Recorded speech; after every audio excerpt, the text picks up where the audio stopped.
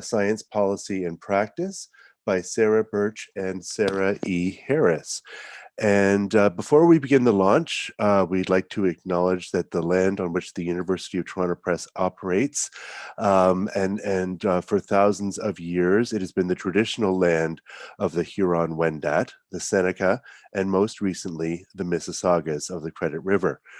Today, this meeting place is still the home to many Indigenous people, and we feel grateful to have the opportunity to work on this land. And we are also very grateful to have Dale Boudjin here as our host today. Dale is an expert in environmental policy and economics, bridging his deep technical expertise with clear communication skills.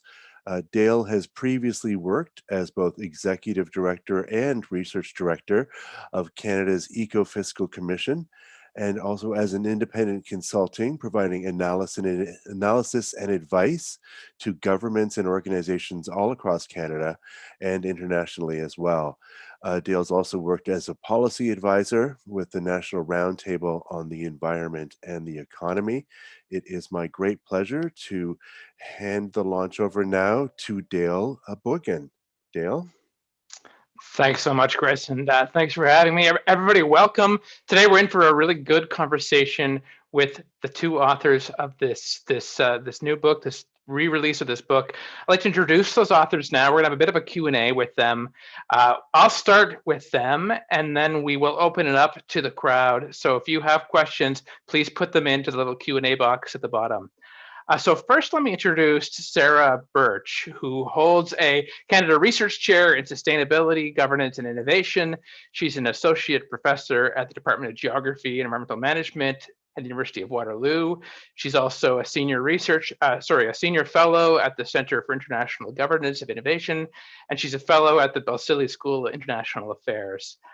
She's got all kinds of cross-cutting expertise on climate change, from community scale to innovative strategies for sustainability, for contributions from small businesses. She brings a wealth of perspectives and expertise and is one of the two voices on this book.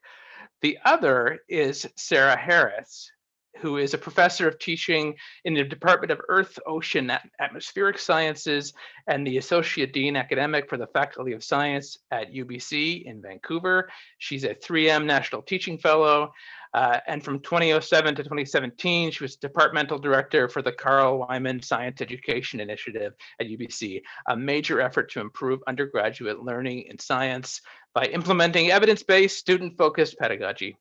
So the two of these authors are interesting because they bring simultaneously a science perspective, a natural science, a climate science perspective in Sara Harris, and a social science and a governance and a policy perspective in Sara Burch.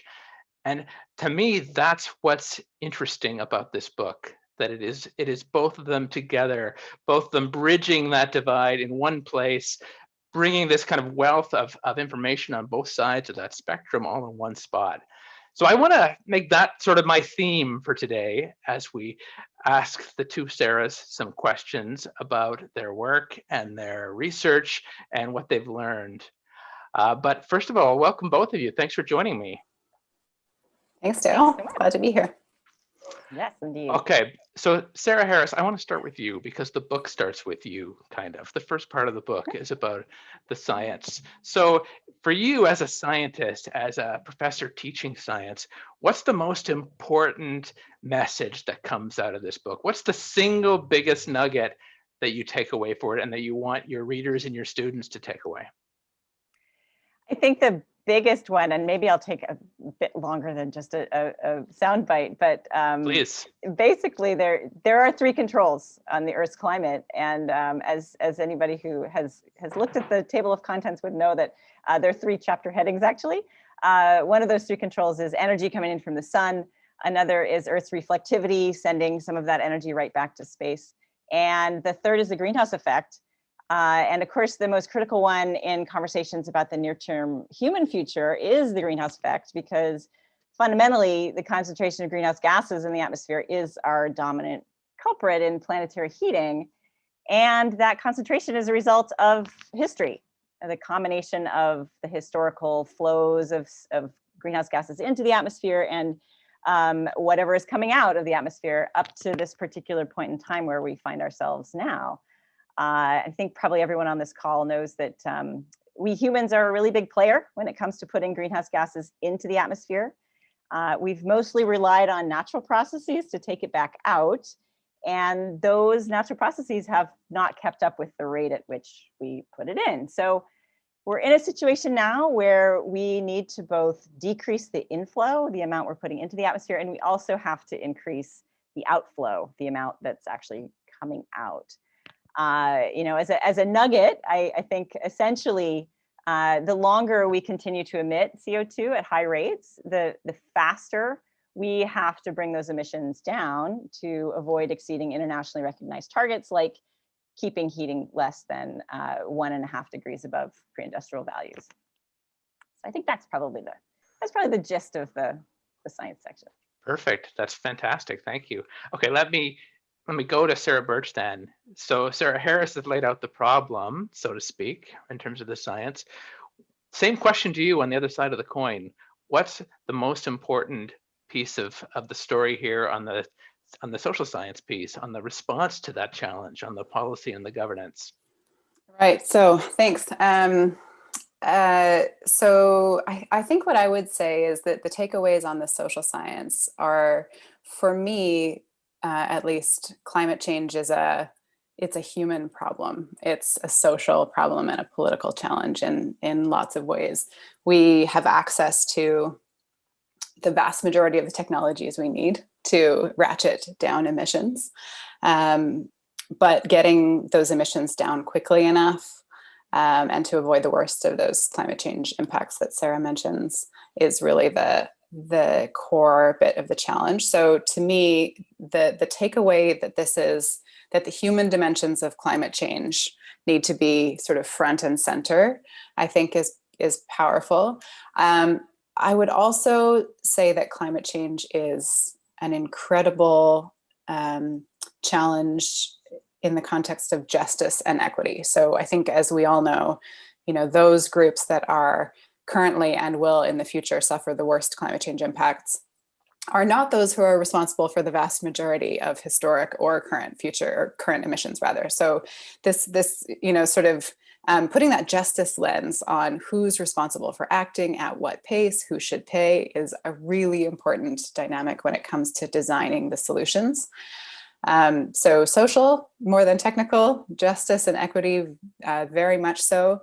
And the last thing I would say is that we already have so many examples of where we might go from here. Communities that have had great successes, neighborhoods that are transformed, technologies that are coming down in cost. There's, thankfully, I think that there's a lot of reason for hope. We just need to sort of look around us. Okay, that's a great intro from both of you. Thank you. Let me flip the pitch now, because you've worked on this together. You've been kind of partners in this thing. So let me take you out of your discipline for a second and reverse the question. So I don't have a discipline, Dale. Yeah, fair enough. Fair enough. Let me at least put you into Sara Harris's world then, Sara Burch. What have you learned about the science? What do you take away from this project? What's changed in the way you think about the science side of things from working with Sara Harris? I learned so much from Sara. Let me frame it a little bit differently. I think what a reader, there's a couple of things that I hope a reader might take away from the scientific fundamentals. I think, that the level of dialogue on climate change has really improved. It's deepened. It's pervaded policy conversations in the media and such over the last 10 or 15 years in a way that wasn't true before that. But I think we could all do with kind of going back to the fundamentals and kind of locking in our understanding, really clearing up our understanding of what's happening here and why, so that we can be clear on what we know for sure and what we still need to uncover. So that's what we know for sure. I think is really laid out with, Sara is an incredible science communicator, and she uses really clear examples. She uses nice little stories. I find that, her writing about the fundamentals of climate science can really clear up the fuzziness around, the sort of state of things. And then we move on to the solutions and the messy political stuff. But I think getting those fundamentals down is so helpful. Sara Harris, the same question to you. What do you take away from Sara Burch's stuff in this paper, in this book? Has it changed the way you think about things? Has it changed the way you tackle climate change, given that you're coming in it from the science side of things? Yeah, I think working with Sara has really given me a much better sense of, as you said at the end, the messiness and the complexity, because in some ways there's some things we know about how the climate system works. It's like we know pretty well how CO2 acts in the atmosphere and things like that. But Sara Burch is immersed in this world that is the really hard part, the political part, the policy part, the what do we actually do, what's actually politically possible. And those are the real places where the uncertainty lies, right? These are really the challenges that we have. We have these models that are, well, if we go this way, this is the impact we're gonna see. And then the question is, well, how do we even go that way? How do we get to that place? And it's kind of nice to be able to look ahead and say, oh, we have this goal, like, for example, both the US and Canada and other countries have come out with these goals and these targets. And that's all really nice, but Sara Burch is, of course, in that, okay, how are we going to get there? What are we going to really do? So it is that human part that is the wonderful richness, I think, of the problem. Fantastic. Okay, we'll come back to Biden and Trudeau and today's announcements in a little bit. But before we get there, so this is a second edition. What's changed? What's new? What's different? I can make a couple of comments on the policy side. Quite a lot has changed. And we've grappled, in this. So this book originally began when Sara and I joined forces to create a massive open online course.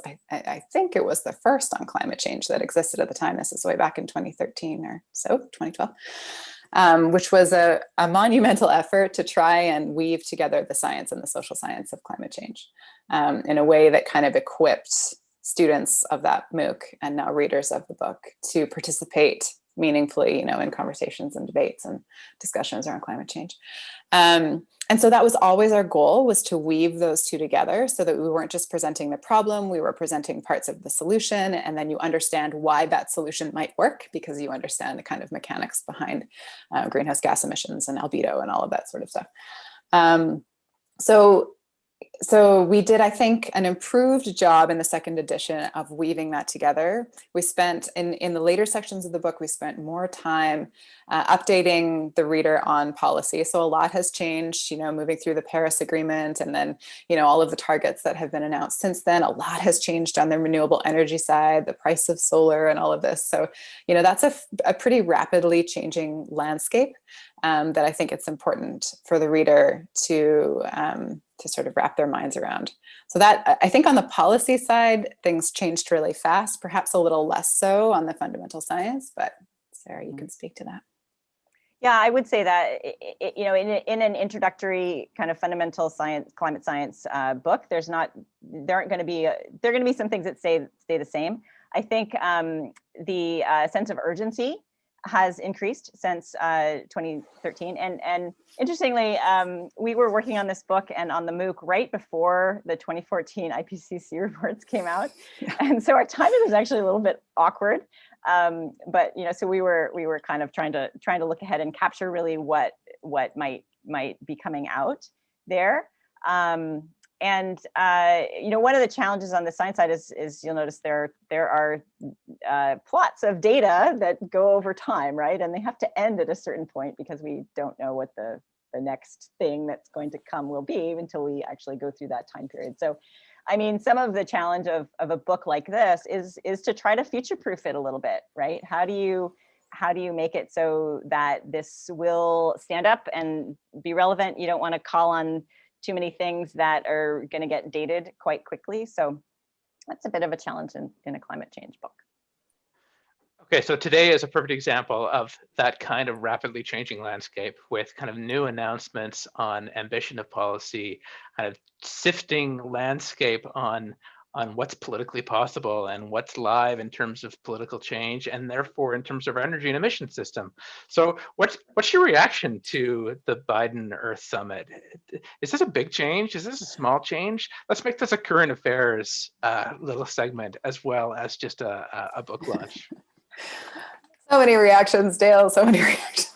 Yeah, it's been a really busy week, especially here in Canada with the budget just rolling out 3 days ago as well, and lots of investments being made in clean tech and decarbonizing the industrial sector and lots of other goodies in the budget this year. But today was all about targets. And, you know, to be perfectly frank, I struggle with targets. I think that most certainly, you know, greenhouse gas reduction targets have value. They are a way of signaling ambition. They're a way of saying that we're in this together. This is our vision. This is our goal. But it is just one number, and it masks a lot of complexity and differences between countries. So it's tempting to just take these numbers and stack them all up nicely next to each other and look at, you know, Biden's new announcement of 50 to 52% or whatever, and Canada's now, I heard 36 3 days ago, and now 40 to 45 today. So, okay, so higher. And yet emissions in the United States have been declining for the last little while. Not so in Canada. We keep on setting targets and just failing to meet them. And there are a couple of really important reasons why we're different from the United States. We have a largely decarbonized electricity sector. So, you know, we don't have that low-hanging fruit that the United States had, you know, in its move from coal to natural gas. Of course, we have the oil sands, which are a really sticky wicket for Canada to deal with. And we're growing faster than the United States. So there are differences, you know, underneath those targets. So I think targets are great. I'm glad to see that our targets are approaching the ones that in the Intergovernmental Panel on Climate Change 1.5 degree report, you know, would put us closer to on track to 1.5 or 2 degrees of warming. But it's the policies beneath them, it's the substance, it's the actions, and tagging those actions to the level of government that actually implements it and funding it appropriately that are really all that matter to me.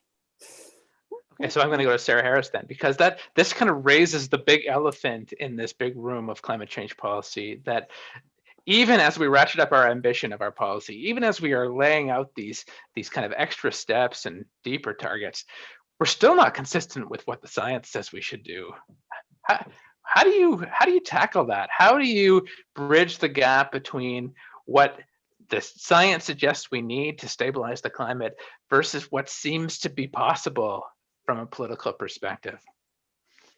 Well, I think in some ways, maybe we have to pull out all the stops. You know, Sara just mentioned, you know, hearing 36% is possible a few days ago, and then the target now is higher.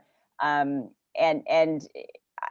Sara is the expert on what are all those pieces that add up to bringing that those emissions down. I mean, it is pretty striking when you look at the emissions trajectory for Canada, and you see it's been flat for 20 years, right? So yes, our population has gone up. So, you know, if you're looking at, you know, emissions per capita, that might have gone down really, but our emissions were the same in 2019 as they were in 2005. There's a dip after the 2008 recession, and then there's of course the COVID dip, which globally brought emissions down maybe 5 or 6%. Not a huge amount. Like I guess that really is a big step in 1 year, but it's still far from where we need to go. So I guess I'm also on a little on the fence with Sara, which is these targets are good, but if we look at our record, we haven't done very well, and so we're going to have to do something new and different than we've been doing in the past if we're actually going to meet those targets. Okay, Catherine Hayhoe saying in the chat, 7% reduction in global emissions, mostly from the shutdowns last spring. Thank you. Can I comment though briefly on that dramatic dip due to COVID? Because I think it's such a tricky story to tell, because in terms of the annual level of emissions reductions, that's the scale that we need to reach the targets that we're laying out. And yet this is the most inhumane way to do it. Surely this is not, through the loss of life and livelihood and mental health. This is not how we want to tackle climate change. So I think it's a reality check in terms of the scale of ambition that's needed. But it also reveals a lot, that, emissions in some cities didn't go down all that much even under COVID lockdown. In a city where most of the emissions are coming from buildings rather than transportation, you see all of those buildings still being heated, still being lit, even though one person is in that building instead of 1,000. So the emissions are still high in some of those cities, whereas others where, much of the emissions come from transportation and everybody's staying home, the emissions plummet. So you kind of see those ways that GHG emissions are baked into the way our cities function, and in many cases beyond individual control, which speaks to the collective nature of the challenge rather than the need for individual level behavior change. Okay, so a warning to the crowd, we're going to go to you soon, but not quite yet. So start marshaling your clever questions for the authors, and I'm going to start bugging you and raising some of those questions. So think about them, put them in the chat, get going. So in the meantime, I want to ask you about uncertainty. I mean, uncertainty is a thread that kind of runs through the book to some extent, and there's uncertainty in the science, there's uncertainty as to how our actions to address them are going to play out. Do you see uncertainty being a challenge in climate change education and in climate change communications and in climate change policy? It's a thread I hear a lot, but I want to hear your reactions. It absolutely is a challenge to talk about uncertainty, and when we talk about uncertainty as scientists or as people embedded in policymaking, the words are perceived differently depending on where you're coming from. And so uncertainty might just sound like we don't really know. And that then is a really easy kind of way to poke a hole and cast doubt, and it's the doubt casting that for many years has been problematic in communications, because there's a group that's wanting to cast doubt, and because there is uncertainty, and there's uncertainty in everything that we do all the time. We're never making decisions with complete information, but it's sort of an easy target for people to then say, oh, I don't know if I really want to go there. I've got these other views that really are related to, how I see myself politically or my worldviews. And so I don't really want to look at that information and, oh, there's uncertainty around it. So that's cool. I can kind of dismiss it. Yeah, I think Sarah and I grapple with uncertainty in really different ways, and we encounter it in our various fields and in very different ways. And so I encounter uncertainty on the social side. And in my world, this is essentially irreducible uncertainty. So there is human culture, human society, the way we organize, what we prioritize, what we value is chaotic. And so we can't predict with any kind of certainty what we're going to value 20 or 50 years from now, and what'll happen in the intervening time. But, this all sort of gives justification for a couple of things. One, to me, this all sort of highlights how important the precautionary principle is. Even if we don't know everything, the impacts are so significant that we need to act anyway. I also think that politically, and we're not politically, but in a policy sense, because there's these deep uncertainties, we need to acknowledge those and build in flexibility into our policies. So we need to be able to check back in and make sure that this is still aligned with our values, that we're on the track we want to be on, that we're not locking ourselves into a slightly different but unsustainable trajectory. And build in, that kind of flexibility and that resilience in the way we grapple with these problems, so that we don't have to know everything. We have to check back in and then adjust accordingly. Nice. Okay, I'm going to start taking questions from the crowd, but I'll weave my own in if there's space. So this is a question from Jane Kelly, And her question is, how about educating the consumers of policy, which would really matter to implementation? So I'll add a little color to that and suggest this is a kind of a question about audience. Who do you want reading this book? Everyone, Dale, Yeah. right? University of Toronto Press. Well, I mean, Yeah. there is one. There are some efforts at educating policymakers, and just coming from the climate science perspective. And I'm going to get the organizations wrong, so maybe I will try to fill that in later. But models that people can play around with, right? Like, here's a model. Try to make it get us to a trajectory where you stay below the 1.5 degrees target, and it's really hard, right? And people can go through these sort of mock rounds of negotiations and can see how challenging these really are. And this is with a simplified model, sort of, grouping a country, grouping everything together and not getting down to the level of detail that Sara Burch knows is really important. But those are ways in which people can kind of play out scenarios and see how big the challenges really are. And I think that is important for policymakers to have that kind of experience. I agree. I mean, I think, initially we had targeted, certainly it's appropriate for first and second year undergraduate interdisciplinary climate change courses, especially if there's a science and a social science dimension. It's very appropriate for those folks. But I think both Sara and I always had in mind the interested, educated, non-expert who thinks this is a challenge, wants to understand what they're hearing when they're listening to the news, wants to understand how feasible different solutions are that are being proposed, wants to understand the urgency, so I think there's a very broad potential audience there.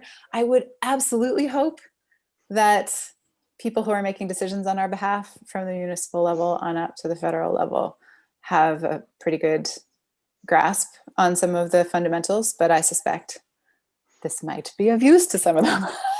So we'll see. Okay, I'll pick up that thread, and then the next question, this is from Rahul. Do municipalities understand climate change in their policy choices, actions, and communications? I feel they are hyper-focused on the individual, doubling down on corporate terms like litterbug, jaywalker, blaming cyclists for driver collisions, and on internal corporate emissions, yet still often missing their own targets. For me, locally announced today in Peel Region, emissions road. So this is probably for Sara Burch, I think. What's your response there about municipalities and that information deficit as being the key barrier to progress? Yeah, thanks for that question. I have a lot of love for municipalities. They are under-resourced, and their suite of responsibilities is growing and growing and growing. So I think, as Rahul knows, there's a huge range when it comes to municipal action on climate change. I would say I would largely agree about 10 or 15 years ago that the focus of local climate change action plans began with responsibility for corporate emissions. So the emissions coming from the municipality's own buildings and facilities. That was the easiest nut to crack because it's those facilities that the municipality actually has control over. They can change their recreation facilities, their own fleets, their own buildings. And then, of course, when you open it up to community emissions, emissions from residential homes, from businesses and that kind of thing, it's much messier. So I would say that the challenge of municipalities too often using an individualist kind of lens is not at all unique to municipalities. This is the story around climate change up until recently, that you need to eat less meat, you need to get out of your car and onto a bike. You should feel very, very bad if you do these high emissions behaviors. But recently I am heartened to see this shift away from that kind of guilt-based individualistic rhetoric, which actually isolates us from one another and distracts us from the real challenge, which is, in my mind, the emissions that come from the way our cities are structured, what kinds of vehicles we have access to, whether or not we have access to, efficient and convenient mass transportation, what resources are developed and exported from our country. All of these collective decisions that you and I don't make, people make them on behalf of us. So we have to vote so that those decisions are made in line with our climate change goals. So I don't think it's unique to municipalities, but I do think they have a crucial role to play in aligning with and pulling in the same direction with provincial and federal governments if they're pulling in a decarbonization direction. I'm going to take the liberty of chiming in there. Sarah, do you think that municipalities are different than, say, provincial and territorial and federal governments? Is there a different capacity gap at different levels of government?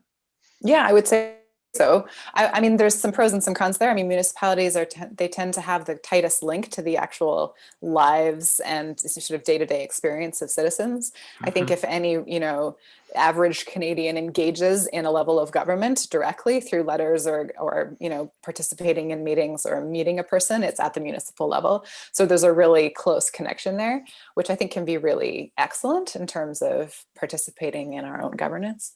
But they do tend to be cash strapped. They do tend to not have the capacity to do major new sort of research initiatives and gather the data that they need. So to me, this is a multi-level governance challenge. We have no hope of reaching 40 or 45% reduction by 2030 without all levels of government on board. Great. Okay, this is a question from Janice. I am teaching a new course in the fall called Climate Change in Society. It's a second-year undergrad course with no prereq, and all students are in a liberal arts degree program, so no science background. I will start with the science and move on to the social dimensions. Is the book appropriate for that level and background of students? I would say yes, absolutely, it is. I think you touch on something that is I think quite relevant. You've got a class that is doing both the science and the social part. And one thing that has been really interesting to me is about people's perceptions of risk, and if we can draw a link between risk perception and willingness to, say, engage, and maybe that is at the local level or it's at some political level. People have different risk perceptions that are not necessarily based fully on their understanding of science, and that's definitely true. And their risk perceptions are really based a lot on their values and their worldviews and how they see themselves politically. And I feel like that's an area that we really, as educators, really should be bringing into classrooms about climate, and giving students, being pretty explicit about it, giving students opportunities to examine their own values and examine their own worldviews and see the connections that are in the literature and the research about how these how we think and how we think about the community that we feel like we belong to. How do our people kind of view the risk of climate change? We have seen that learning about climate science, particularly for younger people, like at the undergraduate level, can actually shift their risk perception. So it's not entirely tied up with your worldviews and values. So there is a possible knob to turn there. But I think being quite open and explicit about that is an important aspect of the education. But yes, I think the book would be appropriate. Have you guys taught with this book? Mm-hmm. Yeah. What classes have you taught with it? Just to give a little bit of a window into how it gets used as a teaching text. So I designed, and others have taught following that, a climate change fundamentals class, which is essentially this. It's the basics on the science and the basics on the policy. And I've used parts of it in a graduate level climate change governance class as a sort of introduction to the various human dimensions and a refresher on the science, because a lot of folks go into grad programs on the political science and human geography side without a solid understanding of the science. So I feel like it's a really good, way to brush up on that before delving into what the Paris Agreement asked us to do and that sort of thing. So I taught it at those levels. I actually haven't taught with the book. but parts of it for sure. And of course, Sarah and I had this massive open online course in 2013 that actually kept on for several years in different platforms. And we did use it there. It was really quite well aligned. That was for people all over. Anybody could take it anywhere they were in the world, and we did use it there. What do students like about it? And what do they struggle with, and what do they like about it? I've heard students say that they like the stories. They like to sort of see how it all becomes real on the ground. And I think they like the sense of confidence that they feel when they have a reasonable grasp of the fundamentals, and then moving into the policy part. So I've heard those comments. I've seen students, I still get emails from students who took our MOOC, or, you know, the various lectures of our MOOC are on YouTube, in dire need of update after many, many years, but students still watch them and reach out. And in some cases, they've said that it's, you know, sort of inspired them to take a career turn, or, you know, build action on climate change more into their workspace and their daily life, which is heartening. Yeah, I think one of the things that from the MOOC we really learned and emphasized in the activities that people were doing was just that people everywhere all over the world have some climate change related issue right there where they are. There is that thing that is local that may really matter to them and be important, and that those are real I think entry points for people when the problem seems to be overwhelming. Makes sense. Okay, this is a question from Deborah. Hi, Deb. Long time no see. So looking forward to getting a copy of the new book. I'm wondering how you approached covering both the mitigation versus adaptation issues, which have quite different science and policy/governance stories. Tricky. So we separated them, which is challenging for me because, well, I'll get into why it's challenging for me. We have a section of the book on the impacts of climate change on natural systems, and we have a section of the book on the impacts of climate change on human systems, cities, less developed countries, that kind of thing. And then we have a chapter on mitigation, which tackles all of the sort of basics of greenhouse gas reduction targets, intensity versus absolute targets, various renewable energy technologies and the pros and cons of those. And then policy on both and governance of both. But you're absolutely right that the scale is very different in terms of where adaptation is governed and where mitigation is governed.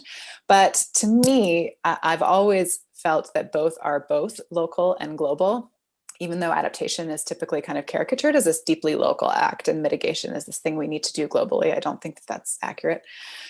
So in the later sections of the book, we try to bring it all together through a sustainability lens. So this is so important to me, and it's kind of the note that the book ends on, which is we need to think about our communities holistically and find the strategies that reduce greenhouse gas emissions and also make us more resilient to climate change impacts, and also make our communities more just and inclusive and equitable and healthy and biodiverse and all of these things. This is, you know, we have not just one goal, which is reducing greenhouse gas emissions. We have a couple dozen really pressing public policy priorities. So that sustainability lens is the kind of conceptual way near the end of the book that we tie it all together. Sara Harris, do you want in on that, or are you good? No, I'm good. Yeah, go on to the next one. Okay, this is from Laura Taylor. Do you think we need to design our cities differently, or will we be able to sufficiently reduce our emissions through technological fixes, for example, electric vehicles, energy efficiency in buildings? I do not think that we will be sufficiently able to deal with these issues by just technologying our way out of it. I think electric vehicles are a major step in the right direction in terms of emissions, but it doesn't change the way our cities are shaped. So we can still sprawl in all kinds of ways if we have individually owned single occupancy vehicles, even if they're powered by electricity instead of gas. And when we have more complete, compact communities, we also have improved public health because we're walking and using active transportation. We have more, vibrant and coherent communities. We have access to people. We see people. We encounter people instead of being in our car and parked in parking lots. There's, an opportunity for preserving and enhancing urban nature, this kind of thing. So I think the technologies are important, but I think we can do better in terms of investing in public transit infrastructure, and not focusing on, sexy new builds for our buildings. We need to retrofit at a scale we have never before seen. So all of our existing buildings, homes and commercial buildings, need to be dramatically retrofitted in the next 10 to 20 years, which is going to be a project.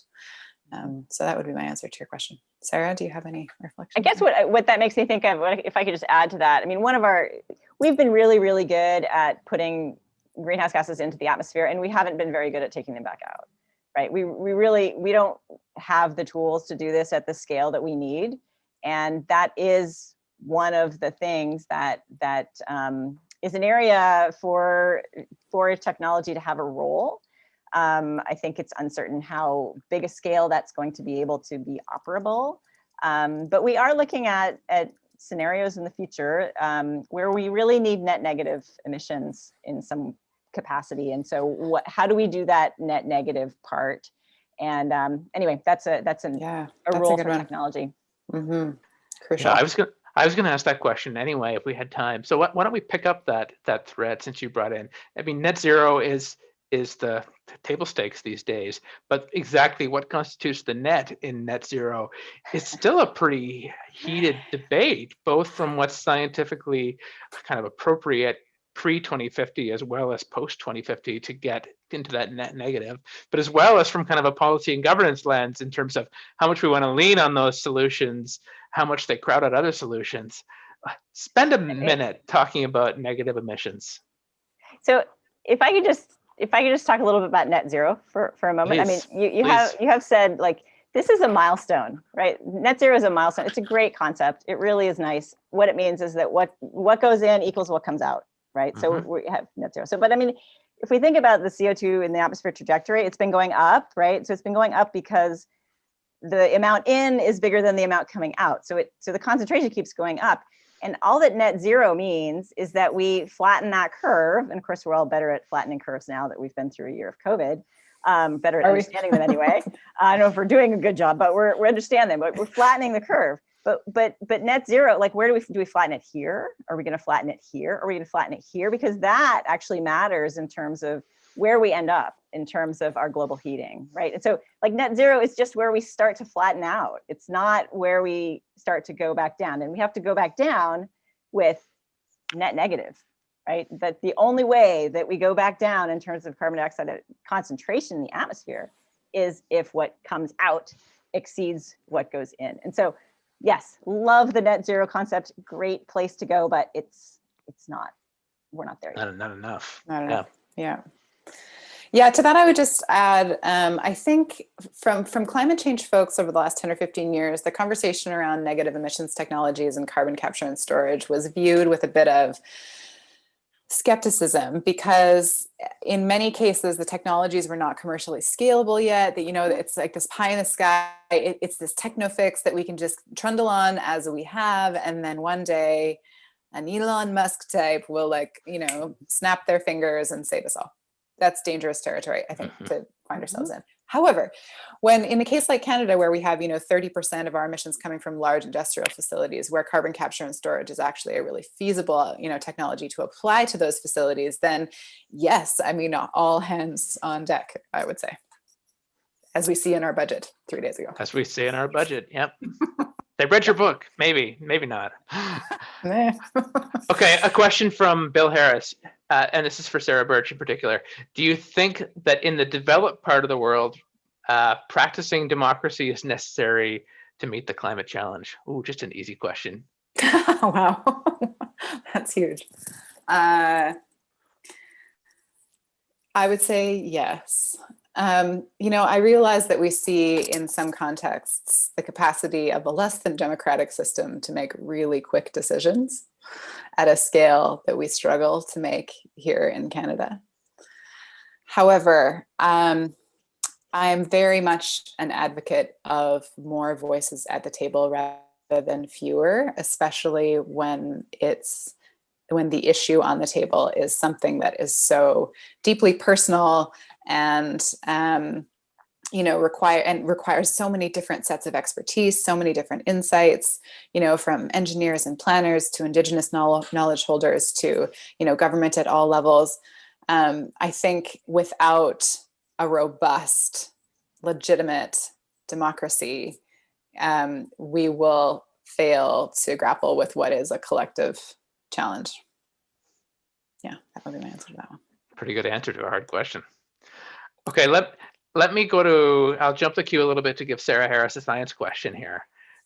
Do you think climate geoengineering will play an important role in tackling climate change? So geoengineering, and by that I think you probably mean things like putting reflective particles in the atmosphere, stratosphere to try to reflect away solar energy, those kinds of things. So in the book, I think we're pretty skeptical about geoengineering, and I think one of the major issues there is that it's kind of an offsetting piece, right? So for example, before we started taking sulfates out of the emissions from coal plants, you burn coal and you put in the CO2 that comes from that, and you also put in these sulfates. Well, the CO2 stays for a really long time.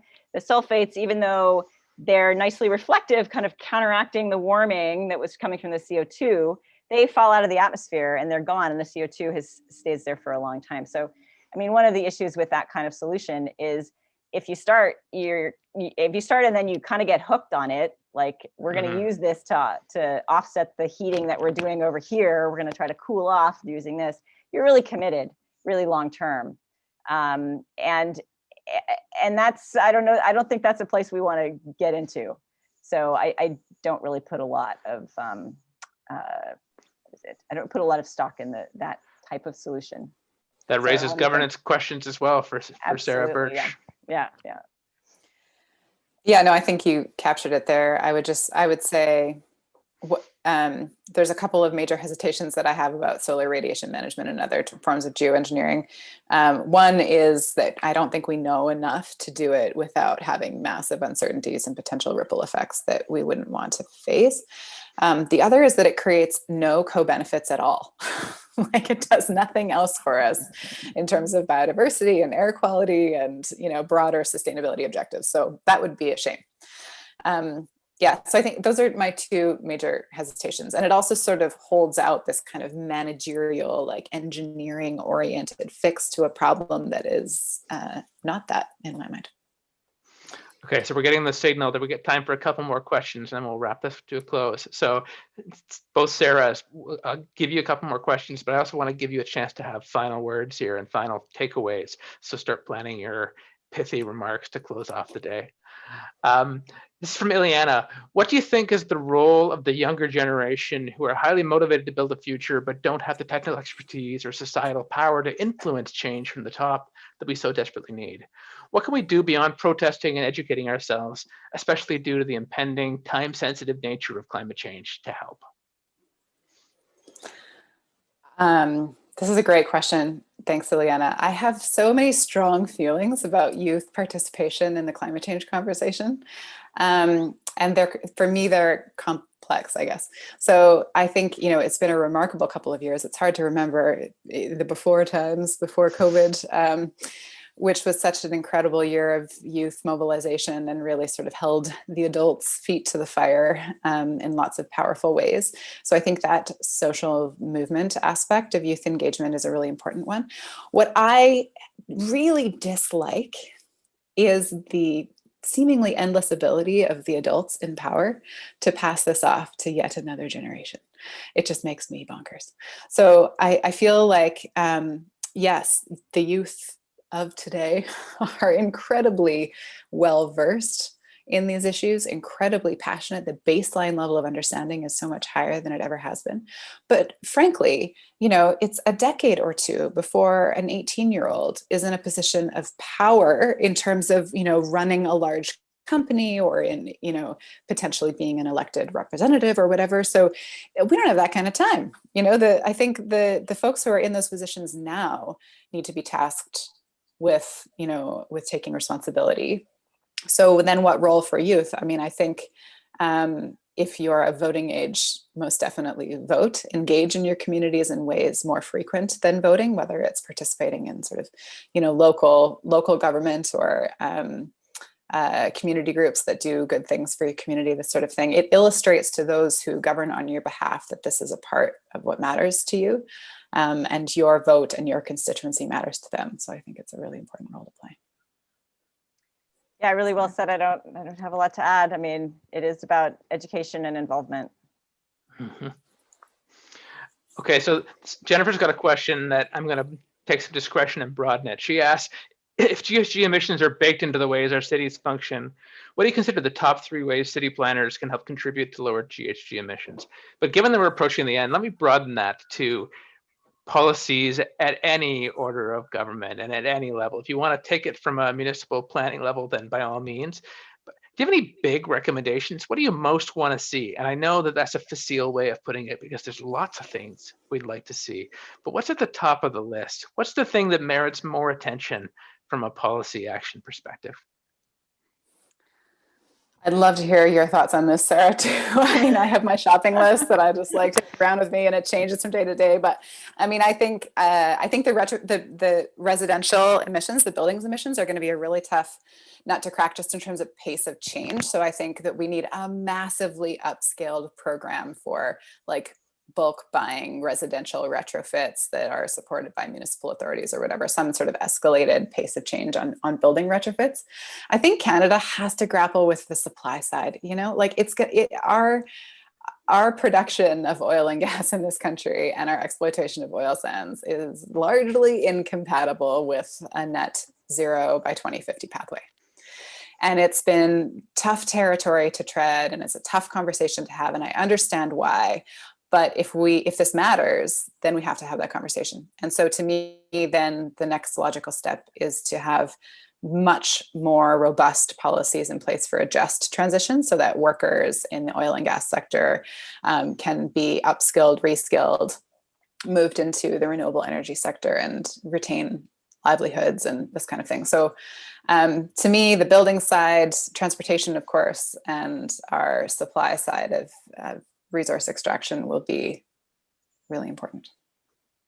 Sarah I think Harris, I would just add, Project Drawdown, for example, has gone through and tried to sort of look at what are places that you could turn the knobs and what sort of impact that might have. Certainly, actually, just education globally is one, particularly education of girls. Is one that can change trajectories of people's lives. Of course, again, as Sarah really rightly pointed out, the timelines are shorter than a human lifespan. So those are kinds of long-term kinds of things. The agricultural sector, what are ways in which we can use the agricultural sector to do things like carbon sequestration in soils? I think the question was actually about urban environments, so strayed a little bit far from there. Right, yeah. That's okay. Okay. I'm just looking at questions. Okay, I've got a question from Mark Burch. I promised I would. Given that any conversation about mitigation adaptation strategies can be expected to intersect with multiple political, social, cultural, etc. issues, do you see a danger here that precious time could be lost on climate change action because the conversation is diverted into other conversations and interests? Tricky question, Mark Burch. No coincidence in the last name. So yeah, I think that there's a fair argument here that when we broaden the issue continuously away from greenhouse gas emissions reductions, it gets more complex and we move more slowly, when we're talking about sustainability more broadly. However, I would actually argue the opposite, that it's because we've ignored issues of justice. It's because we've ignored other really important priorities like clean water, like biodiversity, that we've, come up against walls on addressing climate change over and over and over, and failed to kind of cast a big tent or build a big net the other way around on these issues. So I'm understand that it makes the conversation more complex, but it also makes it more human. I just think that we need to hold ourselves to account. So this is where targets actually really do have a value. We need to check back in and see, yes, these other issues matter. We want to do it right, but are we making progress fast enough towards these ambitious enough goals to deal with the existential crisis that is climate change? I think it's really important that we have people at the table, right? And that takes time. And so maybe we just need to have more conversations more often. And That's a good place to wrap. Chris, I do you think want to? so. Yeah, I was going to say that's a perfect place to land. And in terms of having more conversations more often, I think that what this has shown us is that this conversation, I'm sure, could go on, for the rest of the afternoon, and it grows out of your new book, which I think is wonderful. And so, on behalf of UTP, I would like to thank Sara Burch and Sara Harris for sharing their thoughts and sharing their new book, Understanding Climate Change, Science, Policy, and Practice. And I would also very much like to thank Dale Bogin, for masterfully steering the conversation through some weedy water, but I think it really sort of got to the core of some big issues. This book will be out in May. And because you are here, we're very happy to share a discount code with you. The discount code is Climate5, and that will get you a savings on the book itself when you go to the University of Toronto Press website and buy it from there. So thank you, Sarah and Dale, very much for the lively conversation. Congratulations on this new book, and we look forward to talking about this in the future. Okay, take care. Have a good afternoon, everybody. Thanks, Chris. Thanks, everyone. Thanks all. Thanks, everyone. Thanks, Dale.